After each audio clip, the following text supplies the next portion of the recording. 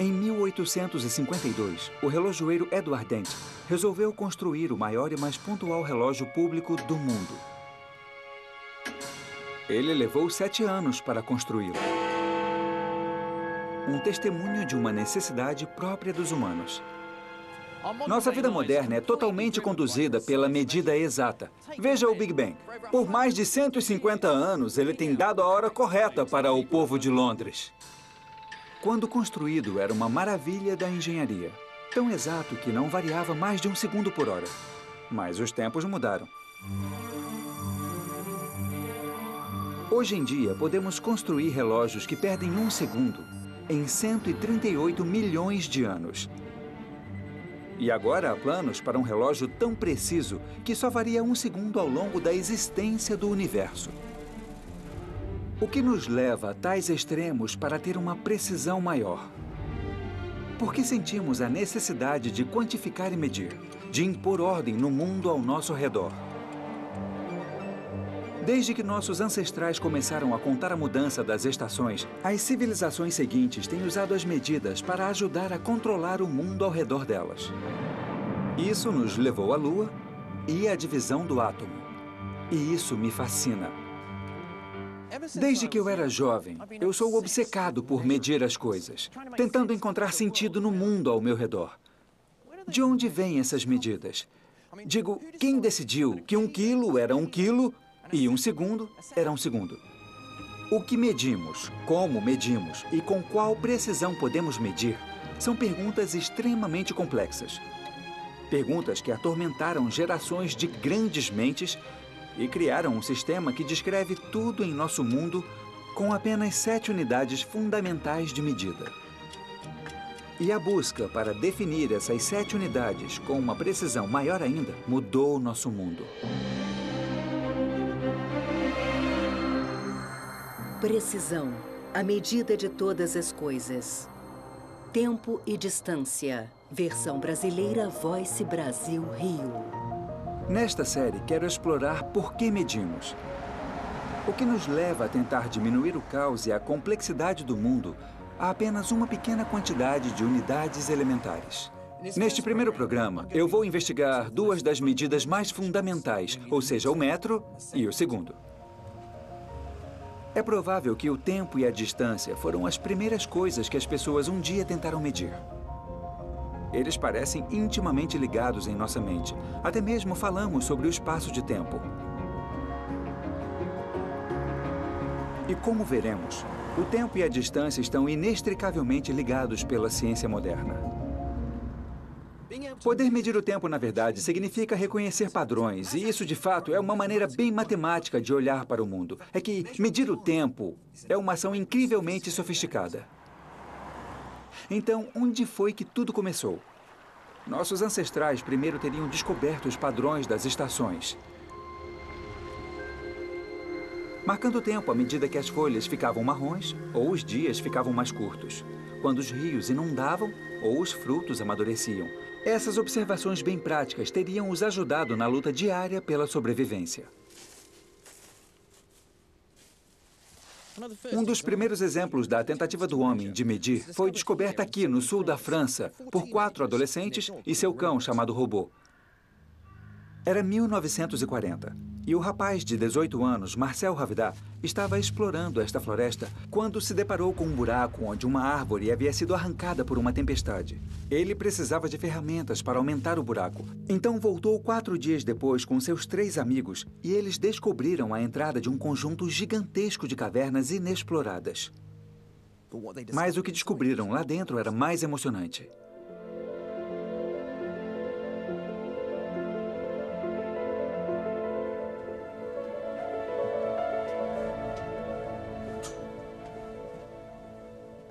Nossa.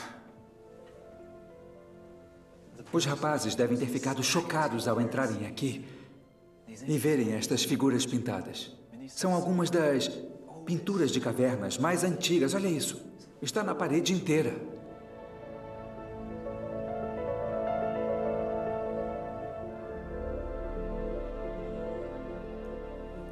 Marcel e seus amigos tinham descoberto algumas das pinturas mais antigas, já encontradas, datadas de 17 mil anos atrás e foram pintadas pelo homem pré-histórico.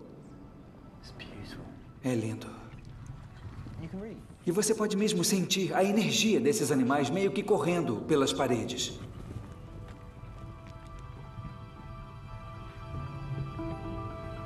Esta caverna é uma réplica da original que fica a algumas centenas de metros daqui e que agora é cuidadosamente preservada.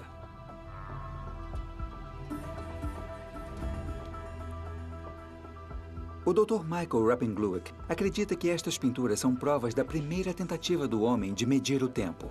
Esta daqui é muito, mas muito bonita. É, dá pra ver aquele pequeno... Para ele, este é um calendário gigante. As pistas estão nestes estranhos padrões de pontos.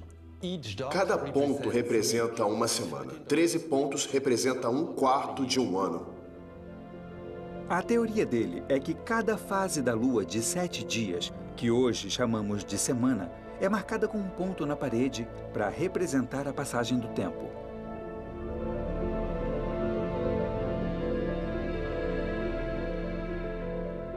Foi um grupo de pontos de proporções bem distintas que por fim permitiu que ele desvendasse todo o significado das pinturas.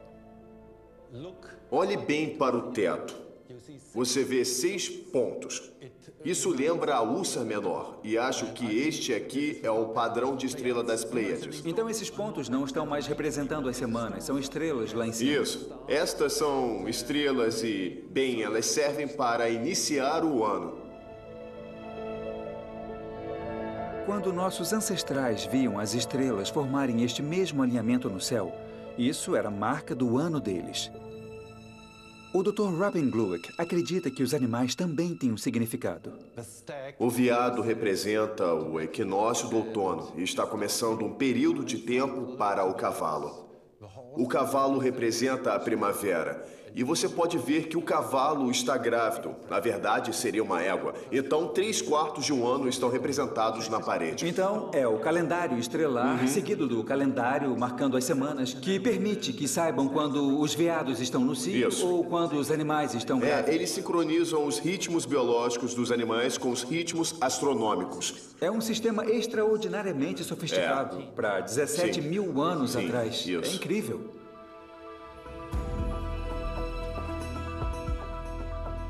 Com a ajuda desse calendário básico, pela primeira vez nossos ancestrais puderam começar a prever o que aconteceria e quando. Eles podiam se preparar para a caça quando os animais migravam para perto ou, à medida que a agricultura desenvolvia, determinar a melhor época para plantar a safra. A medição tornava a vida bem mais fácil. Pirâmides de Gizé.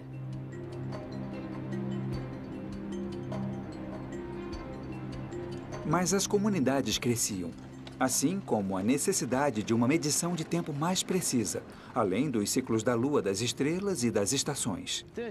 13 mil anos depois que nossos ancestrais pintaram as cavernas em Lascaux, primeiro os mesopotâmicos e depois os egípcios tentaram resolver o problema de fazer a divisão do dia. E eles tiraram essa inspiração lá do Sol.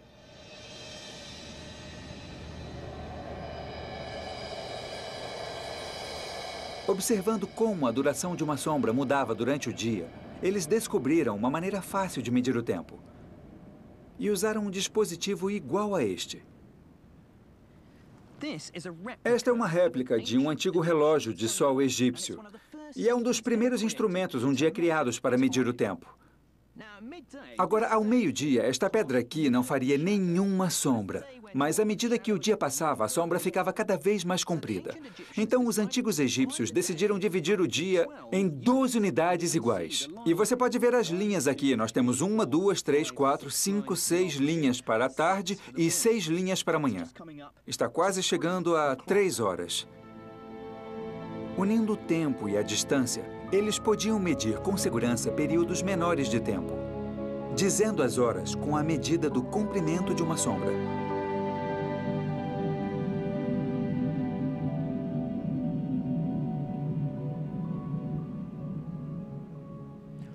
Apesar do relógio do Sol ter sido uma invenção brilhante, era basicamente falho. Ele não funcionava à noite. Assim como os homens das cavernas de Lascaux que usavam as estrelas para marcar as estações, os egípcios foram um pouco mais além. Eles as usaram para dividir as horas na escuridão. Mas numa noite nublada, assim como num dia nublado, eles ainda não tinham como dizer as horas. E foi aí que deram um salto conceitual. Esta é uma clepsidra. É uma ideia muito simples. Basicamente, eles pegaram um balde e fizeram um furo no fundo. Depois, enquanto a noite caía, eles enchiam o balde com água.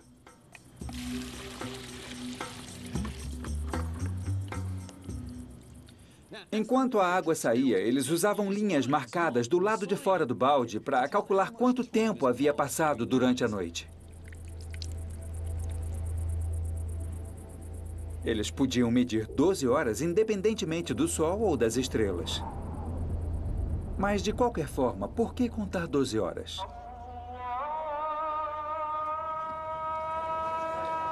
A resposta estava em como os negócios eram feitos há milhares de anos.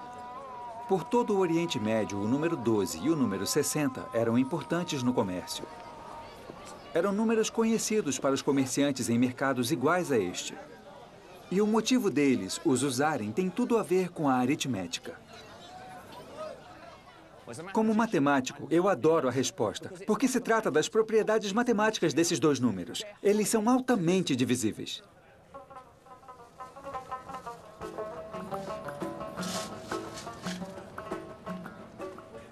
Pegue o número 60.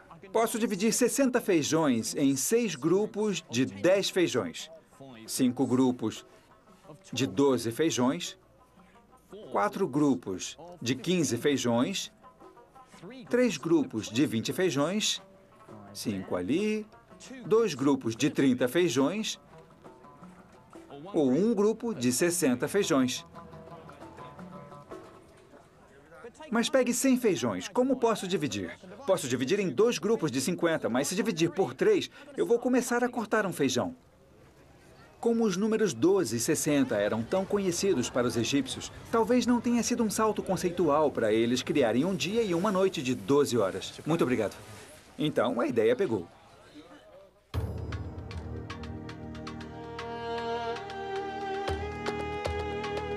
Não era apenas a medida do tempo que os egípcios precisavam resolver. Eles também precisavam encontrar maneiras melhores de medir a distância. Todo ano, o Nilo inundava, trazendo grande fertilidade para a terra. Mas com cada inundação, as margens das terras dos fazendeiros eram arrastadas. Então, quando as águas recuavam, era fundamental ter uma maneira precisa de medir o tamanho do campo e reestabelecer divisas. Eles precisavam de uma medida de comprimento confiável e uniforme. E a solução deles foi esta. Este é um bastão cúbito, o equivalente egípcio de uma régua. Seu comprimento era a distância de um cúbito do faraó, que era a distância do cotovelo dele até a ponta de seu dedo médio. Então, na verdade, meu cúbito é um pouquinho menor que o do faraó. Mas isso levou os egípcios a criarem algumas das construções mais extraordinárias que um dia o mundo viu. Esta é a grande pirâmide de Quéops, construída há mais de 4.000 anos para o faraó Quéops da 4ª dinastia. Dizem que 20.000 homens levaram 20 anos para construí-la, usando mais de 2 milhões de blocos de calcário. Tudo meticulosamente alinhado e medido com um bastão cúbito. Esta é uma construção fenomenal. O comprimento da lateral é de exatamente 440 cúbitos. Exatamente? Exatamente. Uau. E a altura é 280 cúbitos exatamente. Ela também é bem quadrada. Todas as suas partes são totalmente perfeitas. Com certeza, e com muitas pessoas trabalhando na construção, cobrindo uma enorme área e uma enorme quantidade de tempo. Na verdade, ter uma unidade de medida padrão deve ter sido totalmente essencial. Com certeza, eles tinham uma corda que era 100 vezes esse tamanho. E nela havia nós a cada 1 cúbito ou a cada 10 cúbitos, que eram chamados de kiret. Tudo bem, queremos medir 440, então temos que começar pela pedra angular como referência. É isso mesmo. Então, você pode começar a medir. Posso. As pedras angulares originais não estão mais visíveis, mas os alicerces ainda estão aqui para todo mundo ver. Acho que eu escolhi a tarefa mais fácil.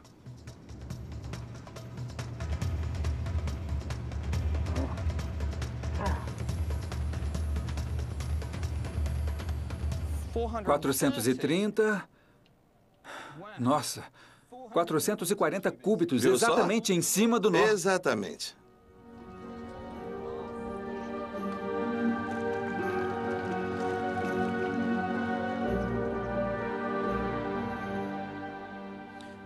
O que é extraordinário sobre o sistema egípcio é que eles foram um dos primeiros a estabelecer padrões na medição do comprimento.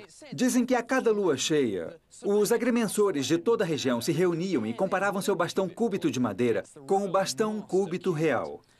Feito de granito, ele era guardado pelo agrimensor real. O castigo para a falha na manutenção de um cúbito preciso era a morte. Era uma forma muito simples e eficiente de estabelecer o padrão na medida do comprimento por toda a região. E isso capacitou os egípcios a medirem as coisas com uma precisão fenomenal.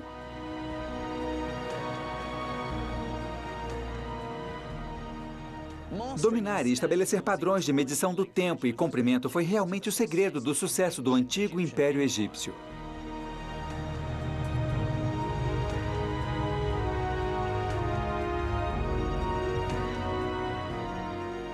O poder da medição é que ela criou a ordem no meio do caos e permitiu que a civilização prosperasse.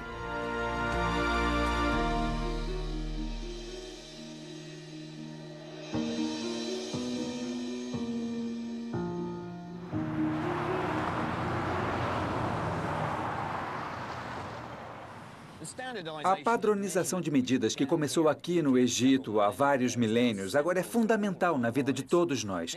Quase todos os países do mundo têm um órgão de medição nacional, cujos pesos e medidas principais são regulados por um órgão internacional. Meio parecido com os faraós da atualidade, tentando levar a padronização de medidas por todo o mundo. Mas apesar da lógica óbvia de ter um sistema internacional, isso não foi totalmente adotado. Veja eu, por exemplo. Estou indo para o aeroporto neste táxi que mede sua velocidade em quilômetros por hora e milhas por hora. Quando estou num avião, eles medem a altitude em pés. Minhas roupas são medidas por tamanhos e meus sapatos são medidos por... Sinceramente, eu nunca entendi direito qual é a unidade de medida para um sapato. Tirando a medida dos sapatos, a padronização de medidas dá base a toda a ciência moderna. Apesar do caminho da padronização não ter sido muito fácil.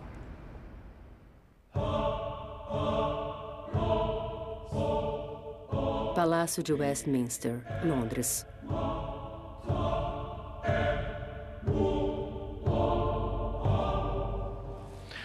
Ao longo da história, os governantes tiveram o hábito terrível de acabar com o sistema de medidas e exigirem que fossem substituídos por comprimentos baseados em suas próprias partes do corpo.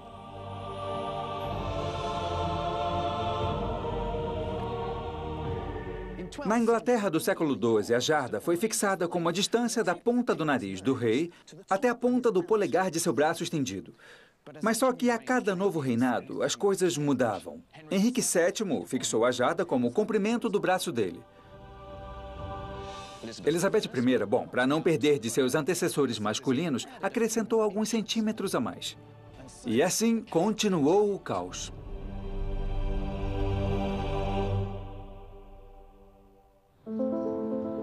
Paris, França.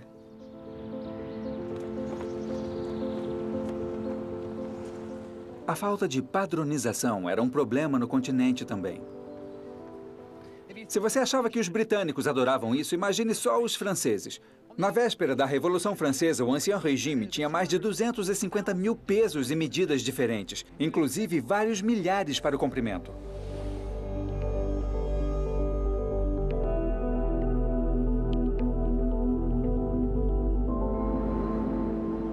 Ao final do século XVIII, as pessoas perceberam que alguma coisa tinha que ser feita. O comércio era impossível e sujeito a fraudes, a navegação era traiçoeira e os projetos de construção de um arquiteto numa cidade não podiam ser reproduzidos em outra porque as medidas não eram as mesmas.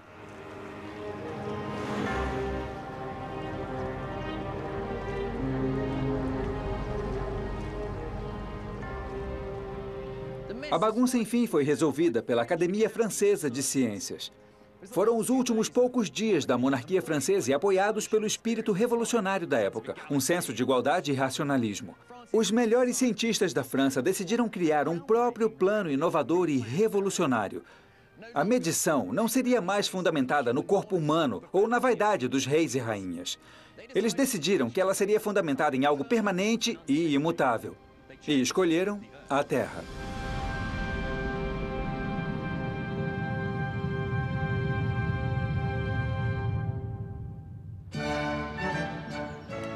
Academia Francesa de Ciências.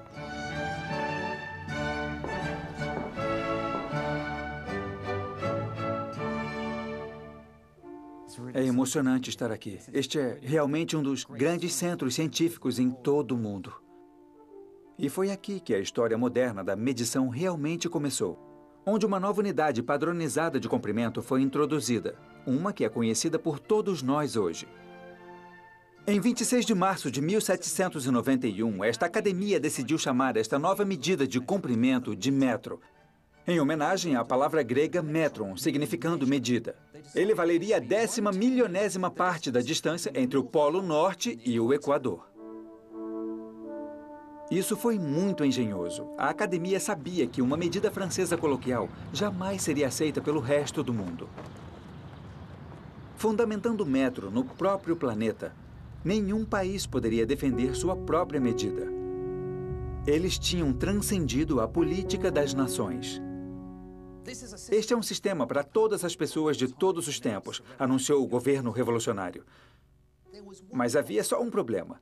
Ninguém sabia com precisão qual era, na verdade, a distância entre o Polo Norte e o Equador. Obter um número exato significava embarcar no projeto de medição de grande escala, mais ambicioso e complexo já experimentado. Dois cientistas ficaram incumbidos de transformar a teoria em realidade. Eles eram Pierre Méchain e Jean-Baptiste Delambre. A missão deles era medir a distância entre dois pontos em um meridiano ou linha de longitude, de Dunkerque a Barcelona. Depois, usando a matemática razoavelmente simples e sabendo a latitude de cada ponto, eles poderiam extrapolar e calcular a distância do polo até o Equador.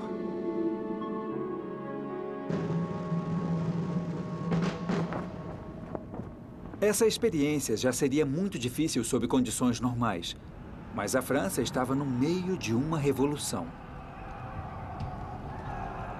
Era uma época perigosa para se ter grandes ideias que não eram necessariamente fáceis para a nova ordem compreender.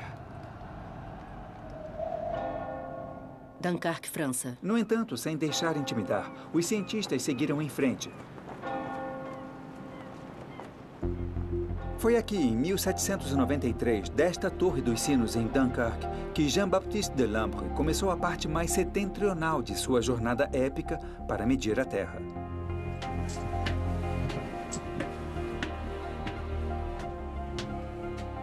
A 1.300 quilômetros de distância ao sul, Barcelona foi escolhida por Pierre Méchain. O plano deles era ir em direção um ao outro e se encontrarem em Rodez, no sul da França.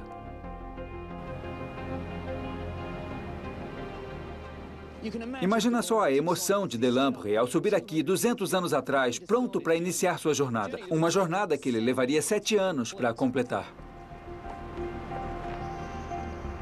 E o aparelho certamente esplêndido que usaram foi este. Um círculo repetidor. Um instrumento que mede os ângulos com extrema precisão. E é tão eficiente hoje quanto no dia em que foi criado.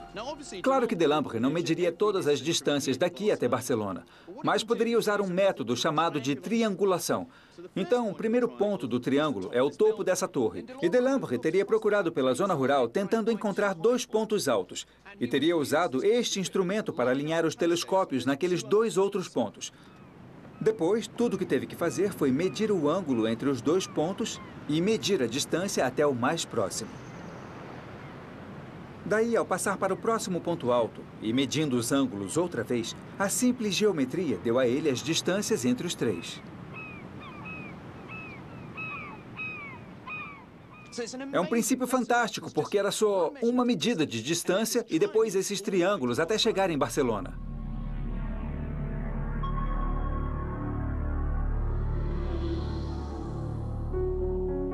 Delambre teve alguns contratempos pelo caminho. Ele foi preso várias vezes, acusado de ser um espião. Por que mais ele estaria escalando torres e carregando um equipamento estranho? Ele tentou explicar que estava medindo o tamanho da Terra para a Academia de Ciências. Mas um bêbado da milícia o interrompeu e disse: "Não existe mais a Academia. Somos todos iguais agora. O Senhor vem conosco."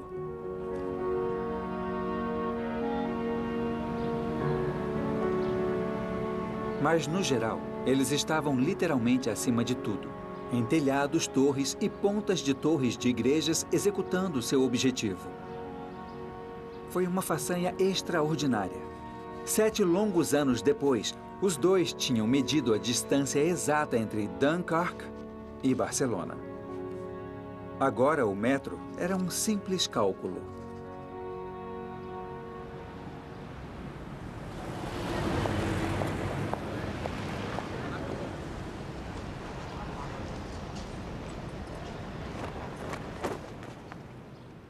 Arquivos Nacionais. O resultado de todo o trabalho árduo de Méchain e Delambre, o protótipo da barra do metro, está guardado aqui nos arquivos da República Francesa em Paris. Feito em 1799 em platina maciça, o metro equivale a 1/10 milionésimo da distância entre o Polo Norte e o Equador. Na verdade, devido a erros que Méchain cometeu no início da pesquisa, ele é fracionariamente errado.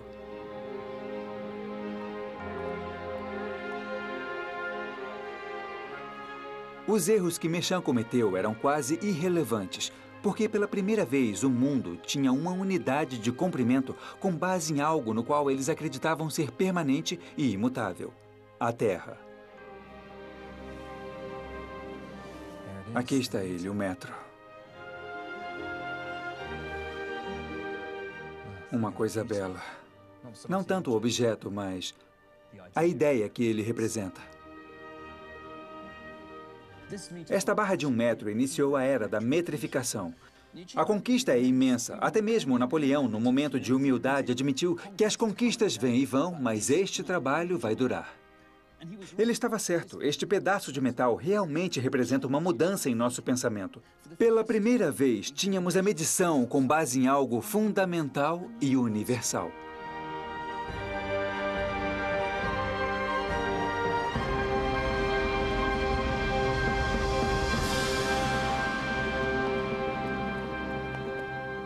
O conceito era brilhante, mas a chegada triunfante do metro não foi recebida com entusiasmo universal.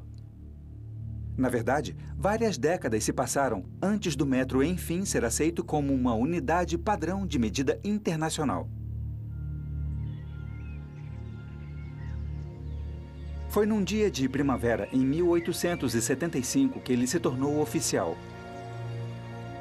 A histórica Convenção do Metro foi assinada e cópias do metro foram enviadas para todo o mundo. Era o início de nosso sistema global de precisão e exatidão.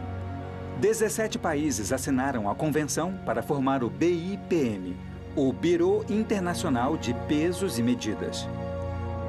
São os administradores dos pesos e medidas internacionais. É uma função que eles ainda exercem hoje. A introdução do sistema métrico foi a base para um novo sistema de medida, o Sistema Internacional, ou SI. Isso até conduziu a uma nova ciência, a metrologia, o estudo e refinamento da medição. O metro havia unido o mundo, pelo menos na teoria.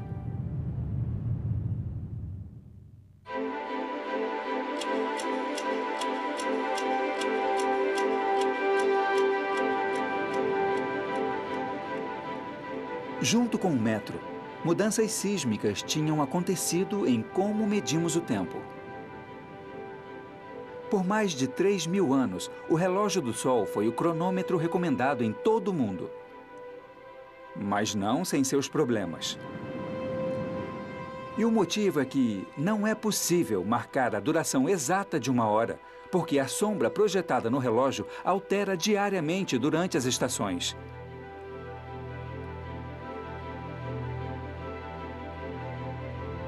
O astrônomo grego Hiparco foi o primeiro a perceber a duração igual do dia e da noite nos equinócios da primavera e do outono.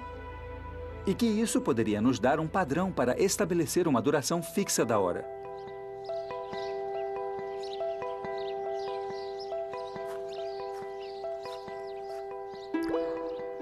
Mas até o século XIV, não tínhamos uma maneira prática de fazer isso. Foi preciso ter a invenção do relógio mecânico para mudar isso.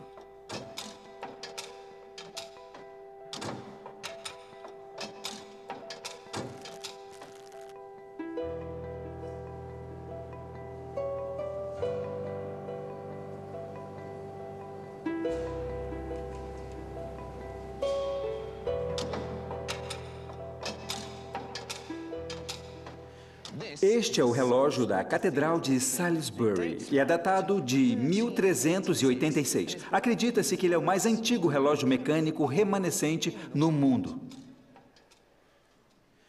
Para mim, esta é uma façanha absolutamente incrível. Quer dizer, este era o século XIV, a era medieval. E aqui, um ferreiro e um pedreiro criaram algo que é capaz de regular o tempo. Ele não é conduzido por um pêndulo. Esse tipo de relógio só seria inventado no século XVII. Em vez disso, são estes pesos atrás que estão controlando o relógio. E quando os pesos caem, liberam as cordas enroladas nestes cilindros. É a gravidade que controla o relógio. E tudo o que você precisa para fazê-lo funcionar é de músculos para levantar os pesos.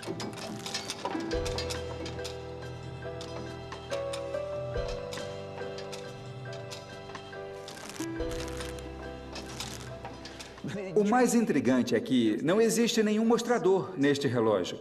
Já era uma realização e tanto naquela época. Simplesmente fazer com que o sino tocasse a cada hora.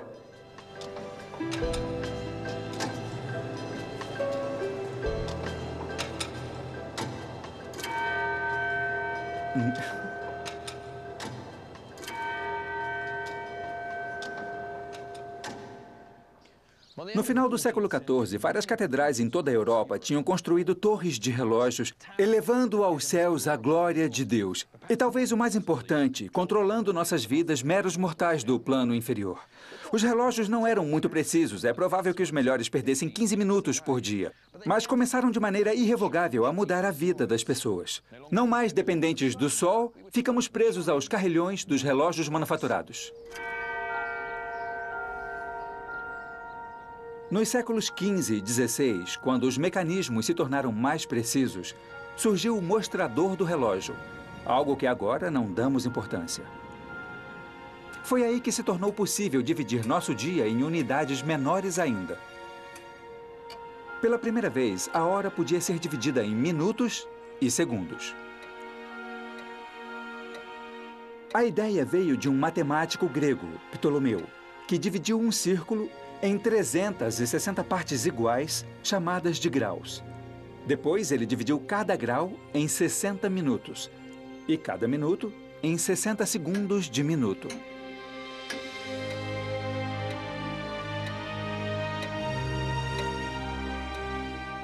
Foi isso que nos deu as palavras que usamos hoje. A relação entre o tempo e a distância estava se aproximando. Nós agora medíamos a passagem do tempo pela distância que o ponteiro girava no mostrador do relógio. Os relógios mecânicos nos deram uma hora fixa, mas ajustá-los na hora exata ainda era um problema.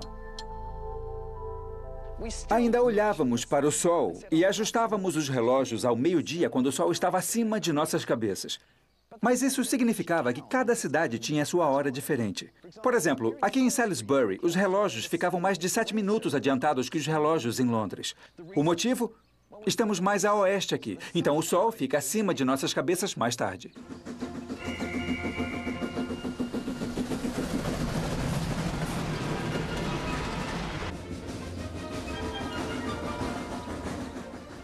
Mas com o surgimento do motor a vapor, no início do século XIX, as coisas tinham que mudar. Porque era impossível marcar os horários nas estações ferroviárias se cada cidade tinha sua própria hora diferente. Uma única hora nacional era urgentemente necessária. Sob a liderança inabalável de Sir George Airy, o astrônomo real no Observatório de Greenwich, a hora de Greenwich tornou-se o marcador de tempo da Grã-Bretanha.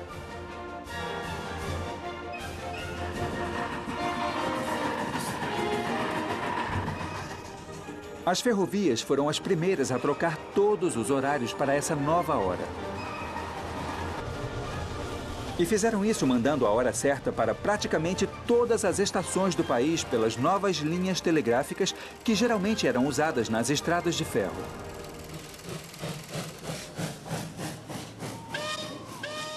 Aos poucos, a hora nacional e a internacional tornaram-se essenciais para os negócios. E em 1884, a hora de Greenwich foi adotada universalmente como a base para um novo sistema de fusos horários internacionais. O motivo dessa adoção entusiástica foi porque o Observatório de Greenwich produziu os calendários náuticos mais precisos usados pelos marinheiros em todo o mundo. E como os calendários eram todos ajustados com Greenwich posicionado a 0 grau de longitude, a linha do meridiano, de repente a Grã-Bretanha tornou-se o centro do mundo. O tempo não era mais regulado em um lugar particular na hora em que o Sol estava no ponto mais elevado. Era ajustado astronomicamente em Greenwich.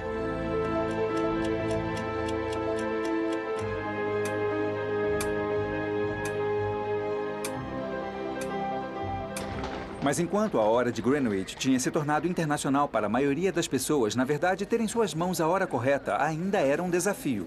E para os negócios, isso estava rapidamente se tornando um problema. E uma família encontrou uma maneira perspicaz de explorar essa necessidade. Toda semana, John Henry Belleville subia a colina até aqui em Greenwich e ajustava seu cronômetro na hora certa. Depois ele voltava para Londres para vender a hora certa para os relojoeiros e comerciantes. Em torno dos anos 40, graças ao rádio e aos relógios baratos, todos podiam ser pontuais. Tempo era dinheiro. O comércio internacional, os negócios e as viagens, todos prosperavam. Quando o mundo adotou a hora de Greenwich, iniciou-se nossa jornada em direção à globalização.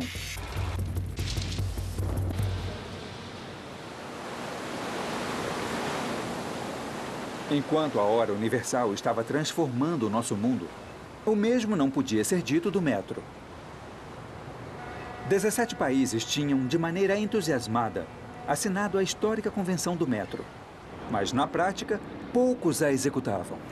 E a confusão de medidas diferentes continuou com padrões e escalas divergentes de cidade para cidade e até mesmo de fábrica para fábrica, que teve uma consequência terrível aqui nos Estados Unidos.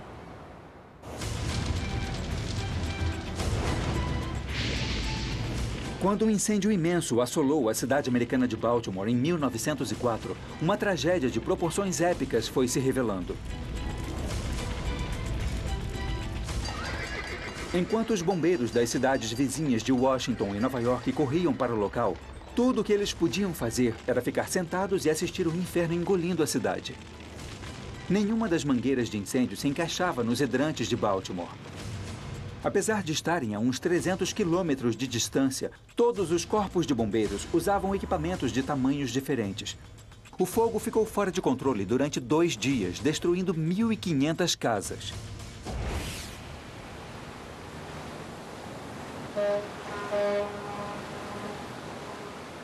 A medida da distância precisava ser padronizada e rápido. O NIST, órgão de medição americano, começou sua campanha por melhores padrões.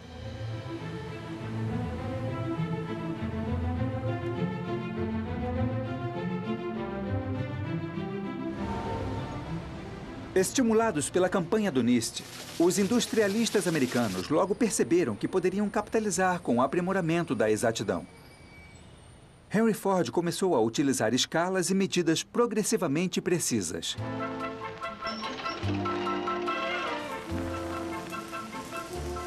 Medidas precisas e padronizadas significavam que a produção em massa era possível.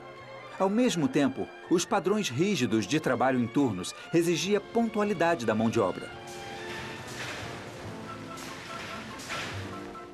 Era o surgimento da era moderna e, pela primeira vez, milhões de peças idênticas podiam ser produzidas com rapidez e custo mínimo. O avanço americano estava a caminho. E quando você vê fiscais verificando a exatidão das peças calculadas em milésimos de polegada, percebe onde a quantidade de fabricação de produtos de qualidade, na verdade, começa. Porque as peças precisam se encaixar de forma perfeita. Isso daria uma profunda lição ao mundo. A medida exata tinha o poder de mudar o futuro de uma nação.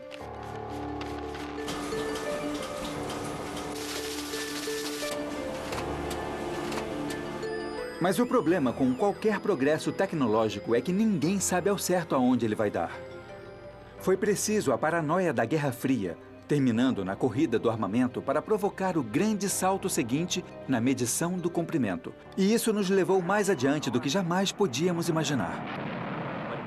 Mas a história e nossa própria consciência nos julgarão com mais rigidez se agora não fizermos todo o esforço para testar nossas esperanças pela ação.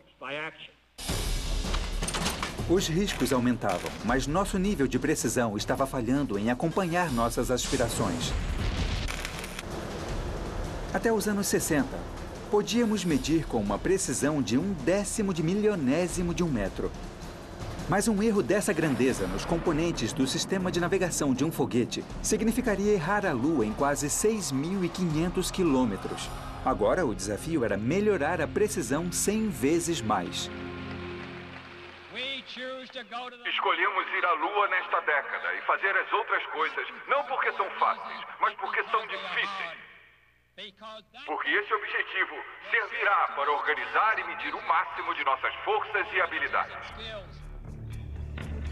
A barra de 1 metro não era mais exata o suficiente. Era necessária uma maneira nova e mais precisa de medir o comprimento, e a resposta estava nas propriedades fundamentais do universo. Era o início da era quântica.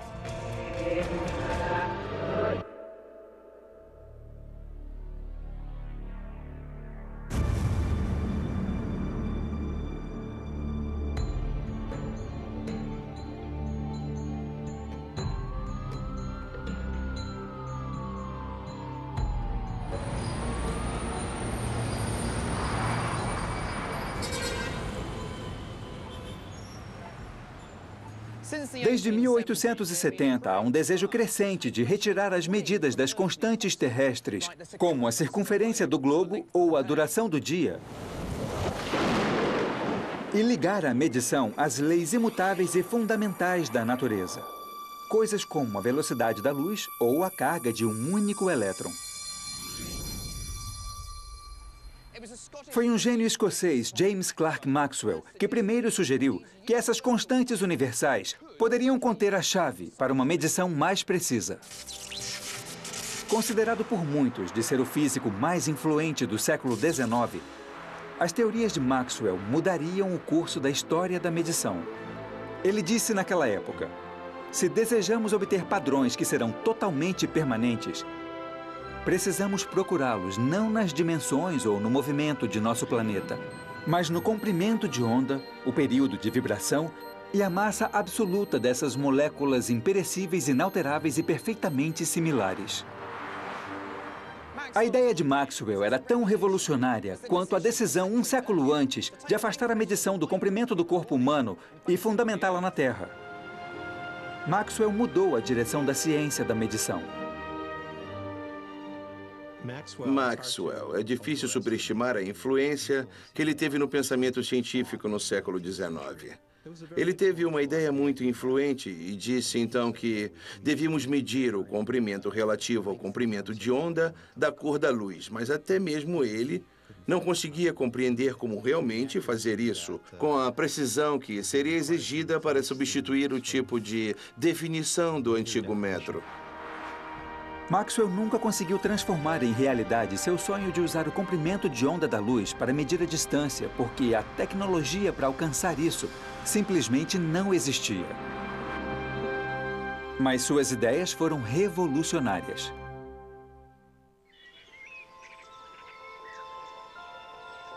Somente décadas mais tarde, um cientista do BIPM, o mesmo lugar onde está guardada a principal barra de metro do mundo, começaria a dar vida à visão de Maxwell.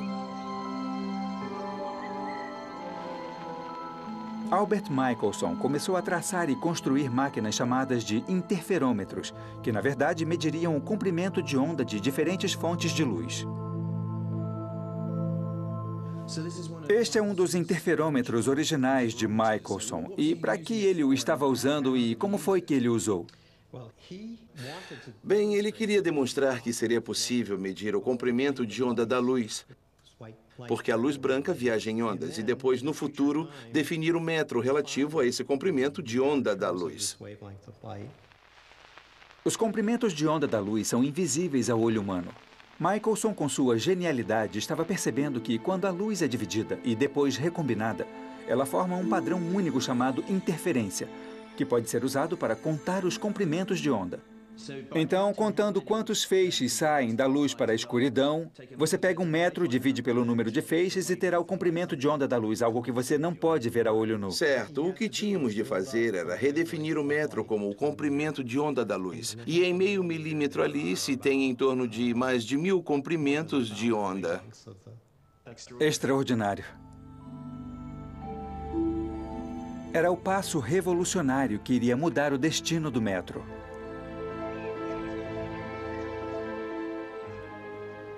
Depois de mais de meio século de pesquisas árduas, os cientistas estavam prontos. O sonho de Maxwell estava prestes a se tornar realidade.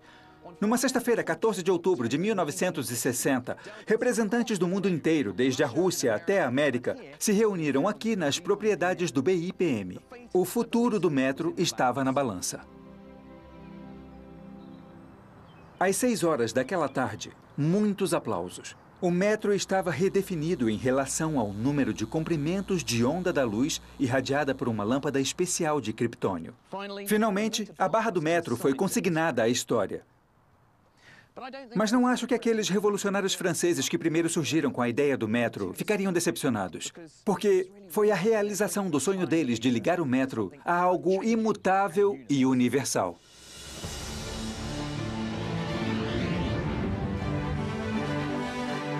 A distância podia ser medida de forma precisa usando uma constante universal, o comprimento de onda da luz. Mas como poderíamos colocar em prática essa nova ciência?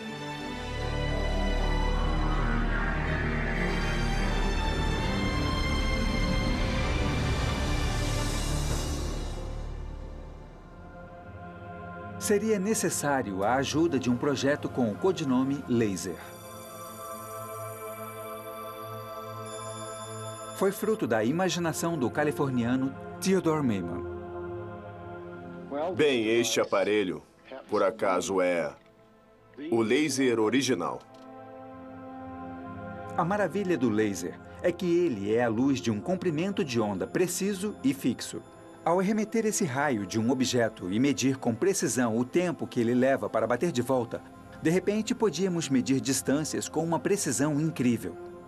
Durante anos, o laser estava nos ajudando a medir nosso mundo de formas que nunca pensamos serem possíveis. E não havia uma ilustração melhor disso do que os pousos da Apollo 11 na Lua.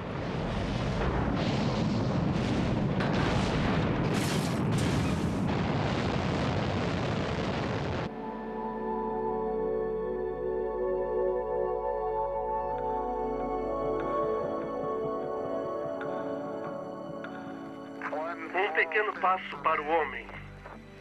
Um salto gigante para a humanidade. Quando Neil Armstrong e Buzz Aldrin pousaram no mar de tranquilidade há mais de 40 anos, no dia 21 de julho de 69, deixaram um espelho na superfície da Lua. Quando mais tarde os astrônomos lançaram um feixe de raio laser nele, a invenção de Maiman também estava prestes a entrar para a história. O raio levou apenas 2,5 segundos para refletir de volta na Terra.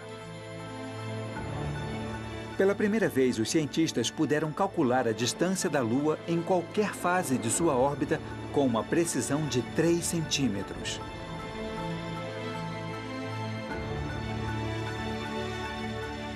Os lasers mudaram tudo. Eles fizeram os cientistas repensarem no que era possível. Podíamos medir a distância com uma precisão extraordinária.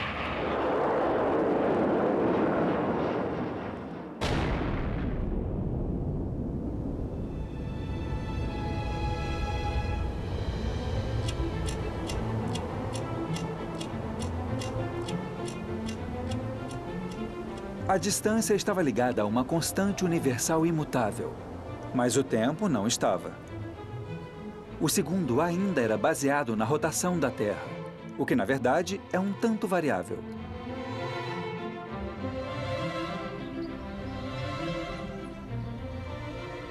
Encontrar uma maneira melhor de definir o tempo estava por vir de uma região inesperada. Apenas alguns anos antes daquela reunião memorável de 1960 em Paris, um cientista inglês chamado Louis Essen estava trabalhando aqui no Laboratório Nacional de Física do Reino Unido. Sua paixão era precisão na medição do tempo. E ele estava começando a trabalhar em uma nova geração de relógio, o relógio atômico. Ajustamos nossos relógios de quartzo para manter o tempo acompanhando a rotação da Terra. Mas devido a alguns problemas modernos, isso não é exato o suficiente. E agora estamos ajustando nossos relógios para manter o tempo acompanhando as vibrações do átomo.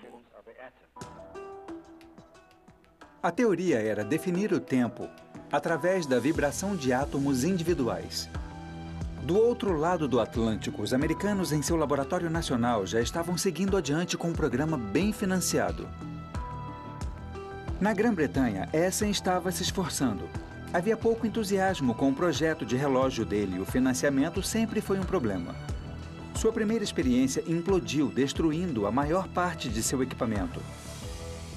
Mas numa história clássica do azarado alcançar seu objetivo, Essen, no fim das contas, criou o primeiro relógio atômico funcionando no mundo.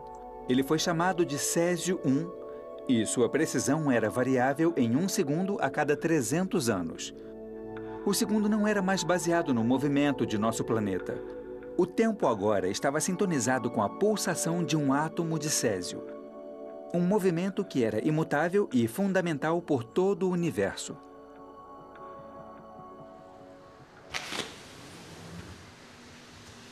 Na Grã-Bretanha, a última encarnação do relógio atômico de Essen é o CSF2. É uma das redes globais de relógios atômicos que marca a nossa hora. Para a maioria das pessoas, isso não parece um relógio, então como ele realmente mede o tempo?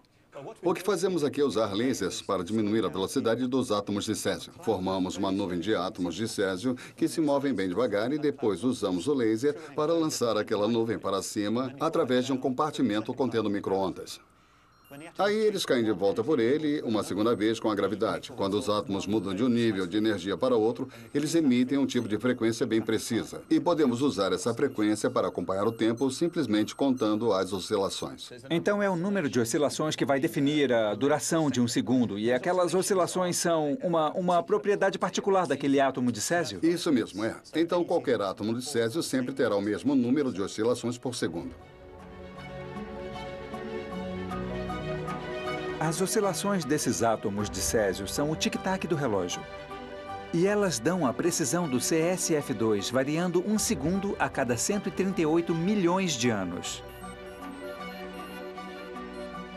É um grau de precisão que nossos ancestrais jamais teriam imaginado. A genialidade de Maxwell, Michelson e Essen agora toca todas as partes de nossa vida.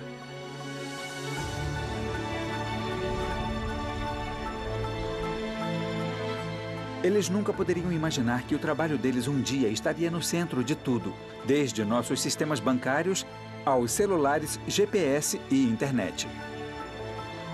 Isso só existe por causa da precisão dos relógios atômicos e da capacidade deles de sincronizar o tempo por todo o planeta.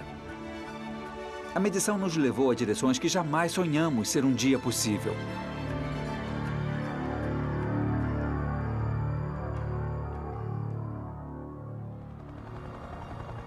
Mas a história não termina aqui. Em uma última guinada, os cientistas olharam para o metro novamente. e perceberam que agora podiam redefinir o comprimento usando a nova precisão do segundo.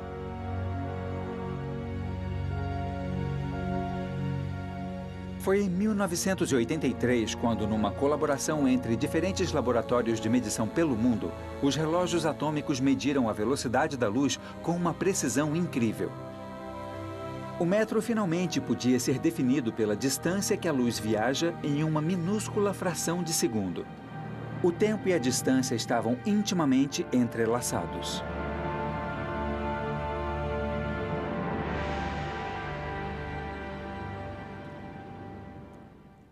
Seguimos um longo caminho desde a época dos faraós, quando o tempo era definido pelo comprimento de uma sombra. Após 3.000 anos, o tempo e a distância estão outra vez ligados, reunidos por uma das constantes mais fundamentais e universais da natureza, a velocidade da luz.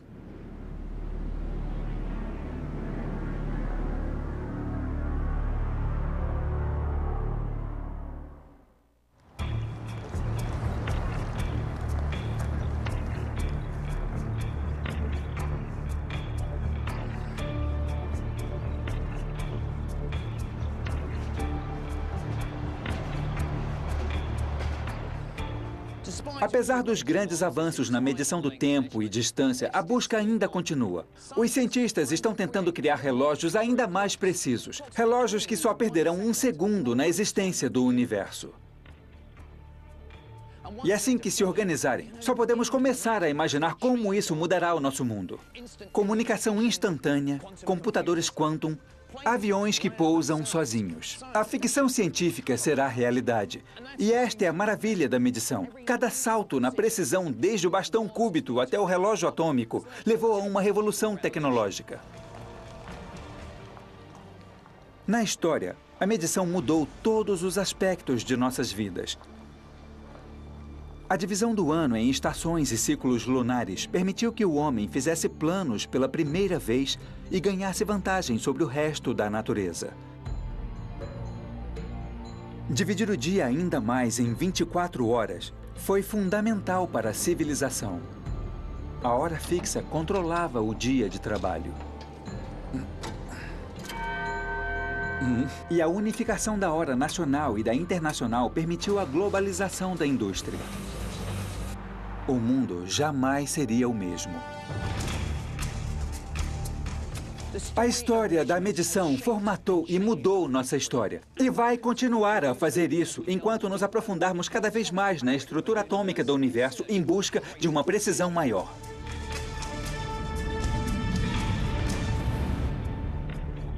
No próximo programa, veremos o maior problema da medição: o quilograma.